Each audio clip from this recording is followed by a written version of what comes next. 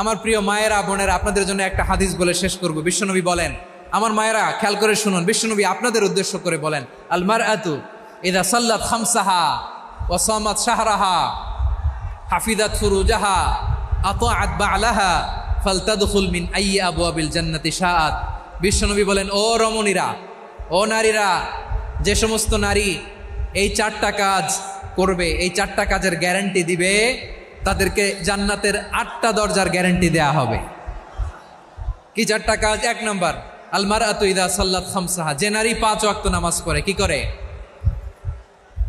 জেলা স্টেডিয়ামে অবস্থানরত আমার নারীরা বোনেরা, বিশ্বনবী আপনাদেরকে 4টা কাজের কথা বলেছেন, খুব বেশি না। 4টা করলে 8 জান্নাতের দরজা সব খোলা। কোনটা দিয়ে যাবেন? যেটা দিয়ে মনে চায়। 1 নম্বর 5 ওয়াক্ত নামাজ। আমার বোনেরা জোহরের নামাজ পড়তে পড়তে এটা আসরে নিয়ে যায়, আসর পড়তে পড়তে এটা মাগরিবে নিয়ে যায়। এরকম আসরে নাই, লালমনিরহাটে হয়তো নাই। আমার বোনেরা এটা করবেন না। ইন্নাস সালাতা কানাত আলাল মুমিনিনা কিতাবাম মাওকুতা, সময় মতো পড়বেন। সামাত শাহরা, রমাদানের রোজাগুলো রাখবেন। হাফিজাত ফুরুজাহা, যে নারী তার চরিত্রকে হেফাজত করে, তার প্রাইভেট হেফাজত করে, তার লজ্জাস্থান হেফাজত করে। ও মায়েরা, আপনার এই গর্ভ যে কত দামি আপনি জানেন না। আপনার এই গর্ভ থেকে জন্মাবে আগামীর সালাহুদ্দিন আল আইয়ুবী। আপনার গর্ভ থেকেই জন্মাবে ইমাম আল মাহদি আল মুনতাজার। আপনার পেট থেকে জন্মাবে আবু সাইদের মতো বীর সৈনিক। আপনার পেট থেকে জন্মাবে মুগ্ধের মতো বীর মুজাহিদ। আপনি জানেন না কে আসবে আপনার পেট থেকে। সময়টাকে কাজে লাগান, ইসলামকে বোঝেন, মানেন, আমাদের ইসলামিক লেকচারগুলো শোনেন। আমরা যে বার্তাগুলো, ইনস্ট্রাকশনগুলো, দিক নির্দেশনাগুলো আপনাদের খেদমতে রাখি, এগুলো মেনে চলুন। আপনিই পারেন আপনার ঘরটাকে জান্নাতের টুকরা বানাতে। একটা family, it's a very big institution and you are the MD, the managing director of this institution. চিল্লায় বলেন ঠিক কিনা? চাইলেই পারেন ঘরটারে জান্নাতের টুকরা বানাতে। 5 ওয়াক্ত সালাত, রমাদানের রোজা, নিজের চরিত্রের হেফাজত, ও আতাআত বা'লাহা, স্বামীর আনুগত্য। এটাতে অনেকে ভুল করে থাকে। হায় রে আমার বোনেরা, স্বামীর আনুগত্যকে এটা নিজের অপমান মনে করবেন না। আপনার স্বামী আপনার সবচেয়ে বড় গার্ডিয়ান, তিনি আপনার সবচেয়ে ভালো চায়। নারী কখনো গার্ডিয়ানশিপের বাইরে থাকতে পারে না। হয় আপনি বাবার গার্ডিয়ানশিপের ভেতরে, বাপ না থাকলে ভাই আপনার গার্ডিয়ান, ভাই না থাকলে চাচা গার্ডিয়ান, বিয়ের পরে আপনার স্বামী আপনার গার্ডিয়ান। শরিয়া সম্মত স্বামীর আদেশগুলো আপনি মেনে চলবেন, কিন্তু শরিয়া বিরুদ্ধ কোনো আদেশ মানতে আপনি বাধ্য নয়। আওয়াজ করে বলুন সবাই ঠিক কিনা? এই 4টা কাজ যদি কোনো নারী করে, বিশ্বনবী বলেন জান্নাতের 8টা দরজা খোলা। তোমার যেটা দিয়ে মনে চায় সেটা দিয়ে জান্নাতে তুমি এন্ট্রি নিতে পারবা। বিষ্ণু ইসা ইসলামের স্ত্রীর নাম ছিল আয়েশা রাদিয়াল্লাহু তাআলা আনহা, আবু বকর রাদিয়াল্লাহু তাআলা আনহুর মেয়ে। আবু বকর রাদিয়াল্লাহু তাআলা আনহুর আরেক মেয়ের নাম হচ্ছে আসমা। কি নাম? দুজনই আবু বকর রাদিয়াল্লাহু তাআলা আনহুর মেয়ে, আসমা আর আয়েশা। নাম দুইটা কেমন লাগে? আসমা নামটা কেমন লাগে? আয়েশা নামটা কেমন লাগে? সবার ভালো লাগে নাই? নাম দুটো আপনাদের ভালো লাগে? লালমনিরহাটে অনাগত যদি কন্যা সন্তান হয়, যদি মনে চায় আসমা রেখে দিতে পারবেন, যদি মনে চায় আয়েশা রেখে দিয়েন। দেশে বিদেশে, এয়ারপোর্টে, রাস্তা ঘাটে শুধু বলে হুজুর একটা নাম দেন, আমার ছেলের একটা নাম দেন, মেয়ের একটা নাম দেন। তো আমার মনে আছে যশোরের আবদিনের মাহফিলে আমি 1-2টা নাম দিয়েছিলাম। আজকে লালমনিরহাটের এই প্রোগ্রামে কন্যা সন্তান যদি হয় 2টা নাম দিলাম, আসমা কিংবা আয়েশা। ইনশাআল্লাহ পড়েন। দুজন বোন, এক মায়ের না, বাবা এক, মা দুজন। আয়েশা রাদিয়াল্লাহু তাআলা আনহার মায়ের নাম উম্মে রুমান, আর আসমা রাদিয়াল্লাহু তাআলা আনহার মায়ের নাম কুতাইলা বিনতে আব্দুল উজ্জা। আবু বকর রাদিয়াল্লাহু তাআলা আনহু 4টা বিয়ে করেছিলেন। তো একই ঘটনা ঘটেছে এই ফ্যামিলিতে। আসমা ইসলাম ধর্ম গ্রহণ করে মুসলিমা, কিন্তু তার মা কুতাইলা মুশরিকা। আই রিপিট, বোঝার জন্য আমি আবারও বলি, আসমা রাদিয়াল্লাহু তাআলা আনহা মুসলিমা, আর আসমার মা কুতাইলা। আওয়াজ করে বুঝে থাকলে বলেন, আসমার মা মুশরিকা। তার মানে মেয়ে মুসলিম, মা অমুসলিম। ভেজাল আছে না নাই? কিন্তু কুতাইলা আর ধৈর্য ধারণ করতে পারে না। নার ছেড়া ধন, কলিজার টুকরা ধন, কলিজার টুকরা সন্তান আসমারে দেখতে বড্ড মন চায়। সাইয়েদনা আসমা রাদিয়াল্লাহু তাআলা আনহা মক্কা থেকে হিজরত করে মদিনায় চলে গেলেন হুদাইবিয়ার পর। যখন মক্কা মদিনার ট্রাফিক স্বাভাবিক হলো, মক্কার লোক মদিনায় যায়, মদিনার লোক মক্কায় আসে। কোচাইলা কলিজার টুকরা সন্তান আসমারে দেখার জন্য কিছু উপহার নিয়ে বিশাল মরুপথ পাড়ি দিয়ে মক্কা থেকে মদিনায় যায়। সুবহানাল্লাহ বলেন। এখন মা আসছে মেয়ের সাথে দেখা করতে, মেয়ে তো আর দেখা দেয় না। মেয়ে ভাবছে আমার মা তো মুশরিকা, অপবিত্রা, তার সাথে কি দেখা দেয়া যাবে? বিশ্বনবীর দরবারে চলে গেলেন। সুবহানাল্লাহ বলেন। কি সৌভাগ্যবান ছিল তারা, মাসলা জানার দরকার হলেই নবীর দরবারে চলে যেত। ঘরে বউয়ের সাথে ঝগড়া হলে নবীর দরবারে চলে যেত। অনেক সাহাবী বলে আমার পেটে ক্ষুধা লাগলো আমি নবীর কাছে চলে যেতাম, কারণ নবীর চেহারার দিকে তাকালেই আমার পেটের ক্ষুধা মিটে যেত। সাইয়েদনা আসমা রাদিয়াল্লাহু তাআলা আনহা বিশ্বনবীর কাছে চলে গেলেন, যে বললেন ইয়া রাসূলুল্লাহ ইয়া হাবিবাল্লাহ ইন্না উম্মি কাদিমাতুন ইলাইয়া ওয়া হিয়া রাগিবা। আমার মা মক্কা থেকে অনেক দূর মরুর পথ পাড়ি দিয়ে উপহার সামগ্রী নিয়ে মদিনায় আমার সাথে দেখা করতে এসেছে গো নবী। আমার জানতে বড্ড ইচ্ছে হয় আমি আমার মুশরিকা মায়ের সাথে একটু দেখা করতে পারবো কিনা। আফা আসিলুহা, আগে যেমনি আমি আমার মায়ের সাথে ভালো আচরণ করতাম, যেমনি আমি আমার মায়ের সাথে সদাচরণ করতাম গো নবী, এখন আমি মুসলিমা মা মুশরিকা, এখনো কি আগের মতো সদাচরণ করতে পারবো নাকি? বিশ্বনবী বললেন নাম সিলিহা, হ্যাঁ রে আসমা, অবশ্যই অবশ্যই, আগে ঠিক যেমন তুমি তোমার মায়ের সাথে ভালো আচরণ করতে এখনো তেমনি আগের মতো ভালো আচরণ করবা। আওয়াজ করে পড়েন সুবহানাল্লাহ। কি ইসলাম আমরা পেয়েছি, কত ব্রড মাইন্ডেড আমাদের ইসলাম, কত ওপেন মাইন্ডেড ইসলাম, কত ওপেন আপ করতে পারে, চিন্তা করতে পারে। বিষ্ণু বললেন হ্যাঁ অবশ্যই, নাম সুলিহা, আগে যেমনি ভালো আচরণ করছো আসমা এখন ওইরকমই করো, পারলে আরো বাড়াই করো। সুবহানাল্লাহ বলেন। তাহলে আমার যে হিন্দু ভাইয়েরা হিন্দু বোনেরা ইমানের বদৌলতে দৌলতে আপনি ধন্য হয়েছেন, আপনার আম্মা আব্বা এখন মুসলমান হয় নাই, তাদের জন্য দোয়া করেন, তাদের জন্য দোয়া করেন, আল্লাহ যেন তাদেরকেও ইমানের দৌলত দান করেন।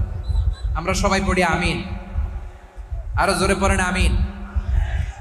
এখন বলেন ইসলাম কি ন্যারো মাইন্ডেড রিলিজিয়ান না ব্রড মাইন্ডেড?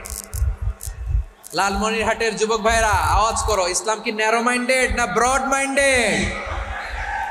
কতটা ব্রড মাইন্ডেড দেখেন। বিশ্বনবী সাল্লাল্লাহু আলাইহি সাল্লাম অমুসলিমরা যদি নবীকে উপহার দিত ওই উপহারও বিশ্বনবী গ্রহণ করতেন। সুবহানাল্লাহ পড়েন। আপনার অমুসলিম বন্ধু যদি উপহার দেয় সেটাও আপনি নিতে পারবেন, যেটা নেওয়া জায়েজ। কিন্তু আপনার বন্ধু যদি আপনার মদের বোতল দেয় নিতে পারবেন? হ্যাঁ, মদের বোতল দিলে পারবেন। আপনার বন্ধু যদি আপনার পর্ক দেয়, পর্ক শুকরের গোশত মিশ্রিত কোনো খাবার, ওটা নিতে পারবেন না। হালাল যে কোনো জিনিস নিতে পারবেন। বিশ্বনবী সাল্লাল্লাহু আলাইহি ওয়াসাল্লাম অমুসলিমদের দেয়া হাদিয়া গ্রহণ করতেন। কেমন নবী ছিলেন, আমার নবীরে চিনে নেন, আমার নবীর অ্যাটিটিউড জেনে নেন। বিশ্বনবী সাল্লাল্লাহু আলাইহি ওয়াসাল্লাম যখন কোনো জনপদে যেতেন 3টা অপশন নিয়ে যেতেন। প্রিয় ভাইয়ের আওয়াজ করে বলতে হবে, কোন জনপদে গেলে আমার নবীর অপশন থাকতো কয়টা? আমার মতো 3 আঙ্গুল উঁচু করে দেখান আর বলুন আমার নবী কোন জনপদে গেলে কয়টা অপশন নিয়ে যেতেন? 1 নাম্বার অপশন আসলিম তাসলাম। নতুন এলাকায় গেলে বলতেন আসলিম তাসলাম, ইসলাম ধর্ম গ্রহণ করো, শান্তিতে থাকবা, আমার ভাই হয়ে যাবে, আমরা ভাই ভাই, ইসলাম মানো, আমরা ভাই ভাই। অপশন নাম্বার কত? 1। যদি বলে না ইসলাম মানবো না, ওকে, অপশন নাম্বার 2, মুসলিম হওয়ার দরকার নাই, লা ইকরাহা ফিদ্দিন, ইসলামে কোনো বাড়াবাড়ি নাই। খ্রিস্টান আছো থাকো, বৌদ্ধ আছো থাকো, ইহুদি থাকতে চাও থাকো, কিন্তু আমরা যেহেতু রিজিওনাল সুপার পাওয়ার, আমাদের আন্ডারে থাকো, ট্যাক্স দিয়া থাকো, এটার বলে জিজিয়া। আলেম যারা আছেন বুঝবেন এটার আরবিতে কি বলে, জিজিয়া। You pay us the tax, we will give you the security. তোমরা ট্যাক্স দিবা, আমরা সিকিউরিটি দিব। ইসলাম মানো, শান্তিতে থাকবা, ভাই ভাই, আমরা ভাই ভাই। অপশন নাম্বার 2, ট্যাক্স দাও, আমরা নিরাপত্তা দিব, মুসলিম হওয়া লাগবে না। এখন 1 নাম্বারও মানে না, 2 নাম্বারও মানে না, মুসলিম হবো না, ভালো, খ্রিস্টান থাকো, ট্যাক্স দাও, আমরা সিকিউরিটি দিব না, এটাও মানি না। বিষ্ণু বলেন, তাহলে তলোয়ার আমাদের আর তোমাদের মাঝে ফায়সালা করবে।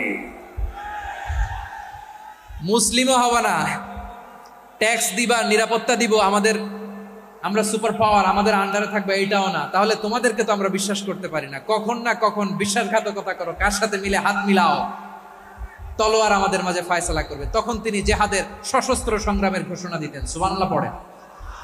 দেখেন, পশ্চিমারা জেহাদকে এইভাবে চিত্রায়িত করে না। ওরা জেহাদ বলতে বুঝায় তলোয়ার, হাত কাটো, গলা কাটো না। জেহাদ সশস্ত্র সংগ্রাম 3 নম্বরে। অধিকাংশ ক্ষেত্রেই বিশ্বনবীর সুন্দর আচরণ দেখে, আরে আমার নবীর যে নুরানি চেহারা, অনেকে তো কেবল সিরেফ চেহারাটা দেখেই কালিমা পড়ে মুসলমান হয়ে গিয়েছে। যারা মুসলিম হয় নাই তারা তাদের ইসলামেই বলবৎ ছিল, ট্যাক্স দিয়ে ইসলামের আন্ডারে ছিল। যারা এটাও মানে নাই ওইটাও মানে নাই, তাদের বিরুদ্ধে জেহাদ। বিষ্ণু ইসলাম 7ম হিজরিতে যখন খায়বার বিজয়ের পরে ইসলাম রিজিওনাল সুপার পাওয়ার হিসেবে আত্মপ্রকাশ করলো, বিশ্বনবী চিঠি লিখলেন অন্যান্য সুপার পাওয়ারের কাছে, রাষ্ট্রীয় চিঠি লেখে এক রাষ্ট্রপ্রধান আরেক রাষ্ট্রপ্রধানের কাছে। ঠিক কিনা বলেন? জানেন না আপনারা? এই যে 24-এর ছাত্র নাগরিক অভ্যুত্থানে, এই অভ্যুত্থান যখন শুরু হয়, আমি তখন সাউথ আফ্রিকাতে একটা স্ট্যাটাস দিয়েছিলাম, কোটা নয় গোটা দেশ সংস্কার করা লাগবে।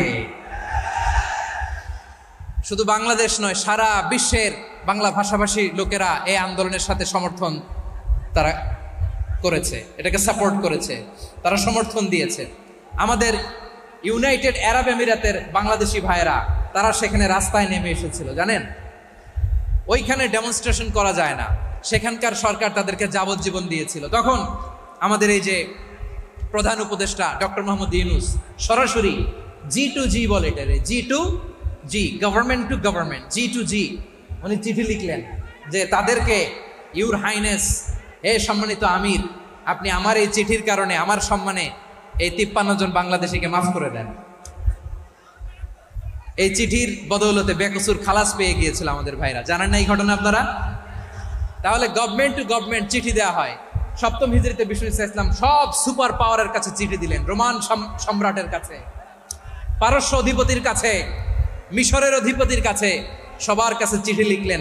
চিঠির ভাষা ছিল এরকম, মিন মুহাম্মাদিন রাসূলিল্লাহ ইলা মুকাওকিস আযীমিল কিবত, মুহাম্মদ রাসূলুল্লাহর পক্ষ থেকে মিশরের বাদশার কাছে, আসলিম তাসলাম, ইসলাম মানো শান্তিতে থাকবা, সালামুন আলা মান ইত্তাবাআল হুদা, শান্তি তার জন্য যে হেদায়েতের অনুসরণ করে। সুবহানাল্লাহ পড়েন। তো এই চিঠি অনেকে ভালোভাবে রিসিভ করেছে, অনেকে এই চিঠি পাওয়ার পরে নবীর কাছে আবার ইন রিটার্ন উপহার পাঠিয়েছে। কি পাঠিয়েছে? উপহার। মিশরের বাদশাহ মুকাওকিস তিনি বিশ্বনবীকে বিশাল এক উপহারের ডালি পাঠিয়েছেন। মিশরের বাদশাহ মুকাওকিস ছিলেন ধর্মে খ্রিস্টান। লালমনিরহাটের ভাইয়েরা আওয়াজ করে বলেন, মিশরের বাদশাহ ধর্মে কি ছিল? খ্রিস্টান। কি উপহার দিয়েছিল আমার নবীকে? শুনতে মনে চায়? আওয়াজ নাই লালমনিরহাটের গলায়, শুনতে মনে চায়? 1000 স্বর্ণ মুদ্রা, 1000 স্বর্ণ মুদ্রা। 2টা খ্রিস্টান দাসী, একজনের নাম মারিয়া বিনতে শামউন আল কিবতিয়া, আরেকজনের নাম সিরিন বিনতে শামউন আল কিবতিয়া। একজন খ্রিস্টান দাস 20 থান কাপড় জামা বানানোর জন্য, আমরা নবী যেন সেলাই করে জামা বানাতে পারে, এজন্য 20 থান কাপড়, 20 থান ফাইন গার্মেন্ট। সুবহানাল্লাহ পড়বেন না? এরপরে একটা গাধা, যেটার নাম ছিল উফাইর, আর একটা খচ্চর, এটার নাম ছিল দুলদুল। খচ্চর চিনেন? গাধা আর ঘোড়ার ক্রসিং এ যে প্রাণীটা দুনিয়াতে আসে ওটার খচ্চর বলে। তো এই যে সুপার পাওয়ার খ্রিস্টান বাদশার কাছে নবী চিঠি লিখলেন, ওই খ্রিস্টান বাদশা আমার নবীকে উপহার দিল। বিশ্বনবী এই উপহারগুলো সানন্দে গ্রহণ করেছে। সুবহানাল্লাহ পড়বেন না? তাহলে অমুসলিম কেউ যদি আপনাকে উপহার দেয়, হালাল উপহার হলে আপনি গ্রহণ করতে পারবেন। অনুরূপভাবে পারস্যের বাদশা, রোম সম্রাট বিশ্বনবীকে উপহার পাঠিয়েছেন। আমার নবী সবগুলো উপহার, গিফট গ্রহণ করেছেন। সুবহানাল্লাহ বলেন।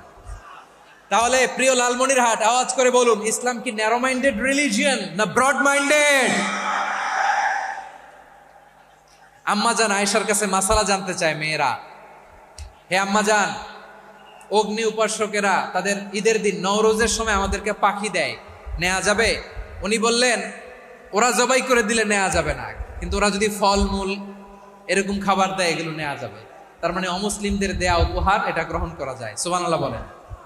শুধু তাই নয়, বিষ্ণু ঈসা ইসলাম অমুসলিমদের সাথে আর্থিক লেনদেনও করেছেন, ফিনান্সিয়াল ডিলিং করেছেন। অমুসলিমদের সাথে প্রয়োজনে আপনি ফিনান্সিয়াল ডিলিং করতে পারবেন। আমরা প্রায় দেখি বাজারের মিষ্টির দোকানগুলো আমার হিন্দু ভাইদের। লালমনিরহাটে মিষ্টির দোকান, দইয়ের দোকান কারা চালায়? হিন্দুরা চালায় না। তারপরে যে বারবার শপ, চুল কাটে যে নাপিত, অধিকাংশ নাপিতের দোকানে কারা? আমার হিন্দু ভাইরা। আপনি চুল কাটতে পারবেন কিনা? বলেন, পারবেন। তার দোকান থেকে দই মিষ্টি কিনতে পারবেন কিনা? হ্যাঁ, আমার মুসলিম ভাইয়ের দোকান থাকলে ওইটার আমি বেশি প্রায়োরিটি দিব, ঠিক কিনা? কিন্তু যদি তাদের সার্ভিস নিতে চান, প্রোডাক্ট নিতে চান, পারবেন। তার দলিল সহিহ বুখারী, আম্মা জান আয়েশা রাদিয়াল্লাহু তাআলা আনহা বলেন, ইশতারা রাসূলুল্লাহ সাল্লাল্লাহু আলাইহি ওয়াসাল্লাম মিন ইয়াহুদিন তুআমান ওয়া রাহানাহু দিরআহু মিন হাদিদ। রাসূল সাল্লাল্লাহু আলাইহি ওয়াসাল্লাম এক ইহুদির কাছ থেকে, কার কাছ থেকে? সবাই বলে নাই, কার কাছ থেকে? আমার নবী, পেয়ারা নবী এক ইহুদির কাছ থেকে জব কিনেছিল। জব, বার্লি, যেটা দিয়ে রুটি বানায়। ওই জবের দাম দেওয়ার টাকা পয়সা নবীর কাছে ছিল না। ফলে নবী ওনার একটা পোশাককে মর্গেজ রেখেছিলেন, মর্গেজ, বন্ধক, যে এখন এটার দাম দিতে পারবো না, কয়েক কেজি বার্লি নিয়ে যাই আর বন্ধক হিসেবে আমার জামাটা রেখে গেলাম, যেই দিন দাম দিব ওই দিন জামাটা ছুটায় নিয়ে যাও। সুবহানাল্লাহ পড়বেন না? বাকিতে নিছিলেন, বাকিতে। দিরআহু মিন হাদিদ, লোহার তৈরি বর্ম, মানে যুদ্ধের পোশাক, লোহা দিয়ে বানানো। বিষ্ণুনবী বললেন কয়েক কেজি জব দাও, টাকাটা পরে দিব, এখন টাকা নাই, বন্ধক হিসেবে, মর্গেজ হিসেবে আমার জামা রেখে গেলাম, যখন টাকা দিব জামা ছুটায় নিব। আওয়াজ করে বলতে হবে সুবহানাল্লাহ। এ থেকে বোঝা গেল অমুসলিমদের সাথে ফিনান্সিয়াল ডিলিং করা যায়, অর্থনৈতিক লেনদেন করা যায়, কেনাবেচা করা যায়, প্রোডাক্ট কেনা যায়। এমনকি আমাদের মসজিদে নববীতে বারান্দায় আপনারা একটা অটোমেটিক ফ্লাইং আমব্রেলা দেখছেন? সূর্য যখন বাড়ে মসজিদে নববীর বারান্দায় ইয়ার্ডের মধ্যে অটোমেটিক্যালি কিছু আমব্রেলা আছে, সাঁ করে খুলে যায়, আর সূর্যের তাপ লাগে না। আবার সন্ধ্যাবেলায় এই আমব্রেলাগুলো ওরা ক্লোজ করে ফেলে, দেখেন নাই না? দেখছেন? এই মসজিদে নববীকে সর্বোচ্চ উন্নত মানের কনস্ট্রাকশন ইনফ্রাস্ট্রাকচারে ডেভেলপ করার জন্য কর্তৃপক্ষ কিছু অমুসলিম ইঞ্জিনিয়ারের, ডিজাইনারের সহায়তা নিয়েছিল। সুবহানাল্লাহ বলেন। কোন দলিলের ভিত্তিতে? এই দলিলের ভিত্তিতে যে বিষ্ণু ঈসা ইসলাম অমুসলিমদের সাথেও লেনদেন করেছেন। আওয়াজ করে বলতে হবে আল্লাহু আকবার। শুধু তাই নয়, ইন কেস অফ ইমার্জেন্সি, প্রয়োজনে ইসলামের খাতিরে, ইসলামকে সামনের দিকে এগিয়ে নিয়ে যাওয়ার জন্য অমুসলিমদের সাপোর্ট নেওয়া জায়েজ আছে। সুবহানাল্লাহ বলেন। অমুসলিমদের সাপোর্ট নেয়া, তাদের থেকে অর্থ নেয়া, পলিটিক্যাল সাপোর্ট, পলিটিক্যাল অ্যাসাইলাম নেওয়া জায়েজ আছে। আমাদের অনেক বিশ্ববরেণ্য দায়ীরা আমেরিকায় অস্থায়ীভাবে অ্যাসাইলাম নিয়ে থাকে, নিজের দেশে গেলে ফাঁসিতে ঝুলাই দিবে। যুগ যুগ ধরে দায়ীদের উপর এরকম অত্যাচার আর নির্যাতন আছে না নাই? মিশরের অনেক দায়ীরা পাশ্চাত্যে যেয়ে থাকে, এই যে তারা পলিটিক্যাল অ্যাসাইলাম নিয়ে থাকে, রাজনৈতিক আশ্রয়, এটা জায়েজ আছে না? এটা যে জায়েজ আছে তার প্রমাণ স্বয়ং বিশ্বনবী সাল্লাল্লাহু আলাইহি ওয়াসাল্লাম পলিটিক্যাল সাপোর্ট নিয়েছিলেন অমুসলিমদের কাছ থেকে। সুবহানাল্লাহ বলেন।